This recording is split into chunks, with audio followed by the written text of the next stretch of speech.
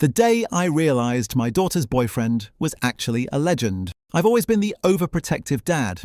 It's a cliche, I know, but when my daughter Maya brought home Caleb, I felt like I was looking at a walking disaster. The kid wore oversized flannels, had a permanent bedhead look, and drove a beat-up truck that sounded like a lawnmower losing a fight. He was a freelance graphic designer, which, in my head, just meant unemployed with a laptop. For 6 months, I gave him the cold shoulder special. Short nods, one-word answers. I was basically a human brick wall. But Caleb? He just kept smiling. Every Sunday, he'd show up with a six-pack of my favorite IPA and a "Hey, Mr. Henderson," like we were old fishing buddies. The breaking point happened last July. My wife and Maya went out for a girls' spa day, leaving me and Caleb alone to prep for the backyard barbecue. The silence was heavy. I was struggling to get the old charcoal grill started, sweating through my shirt and getting more frustrated by the second. Suddenly, Caleb walks over, doesn't say a word, and hands me a cold water. Then he reaches into his pocket, pulls out a specialized pocket knife, and starts expertly shaving down some kindling. "My old man taught me this," he says,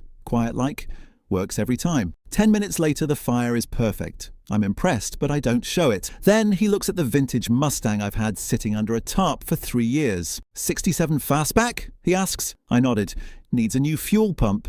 Parts are impossible to find." Caleb pulls out his phone. "Actually, my uncle runs a restoration shop in Ohio. I bet he's got one on the shelf. Want me to call him?" By the time the girls got home, the grill was sizzling, and Caleb and I were elbow deep in the engine bay of the Mustang, covered in grease and arguing about the best classic rock drummers. I realized then he wasn't aimless. He was just steady.